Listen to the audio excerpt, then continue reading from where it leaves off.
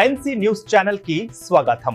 Telugu Desam party ఆవిర్భావ దినోత్సవం పురస్కరించుకుని మండలంలోని పలు గ్రామాలలో టీడీపీ జెండాను మండల నాయకులు, కార్యకర్తల మధ్య అంగరంగ వైభవంగా జెండా ఎగురవేసి ఎన్టీఆర్కు జోహార్లర్పించారు. తెలుగుదేశం పార్టీ స్థాపించిన 44 సంవత్సరాలు పూర్తి చేసుకున్న సందర్భంగా కిర్లంపూడి మండలం పాలెం గ్రామంలో తెలుగుదేశం పార్టీ ఆవిర్భావ దినోత్సవ కార్యక్రమంలో పాల్గొన్న క్లస్టర్ ఇన్ఛార్జ్ పాటంశెట్టి మురళీకృష్ణ, యువ నాయకులు ఆళ్ల రవికిషోర్ టీడీపీ జెండాను ఎగరవేసి జై తెలుగుదేశం, జోహార్ ఎన్టీఆర్ అంటూ నినాదాలు చేశారు. ఈ సందర్భంగా గ్రామంలోని టీడీపీ కార్యకర్తలు, ప్రజలు అధిక సంఖ్యలో జెండా ఆవిర్భావ దినోత్సవ కార్యక్రమంలో పాల్గొన్నారు.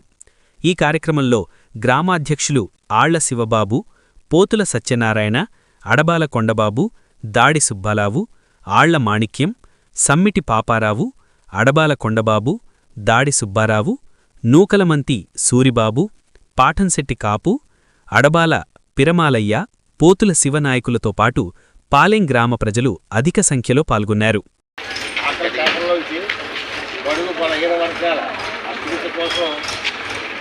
వాళ్ళ యొక్క అక్కడ ప్రశ్నల కోసం మన అన్న నందమూరి రామారావు గారు ఈ పార్టీని స్థాపించి అంటే ఆయన ఎప్పుడు స్థాపించాడు? 1982 మార్చి 29 ఇదే రోజునే స్థాపించాడు. పార్టీ స్థాపించి ఏం చేసేది మీ అందరికీ తెలుసు. ఆయన దగ్గర నుంచి సంక్షేమం స్టార్ట్ అయింది. మన అన్న హైదరాబాద్ నుంచి స్టార్ట్ అయ్యింది. పెన్షన్ అక్కడి నుంచి స్టార్ట్ అయింది.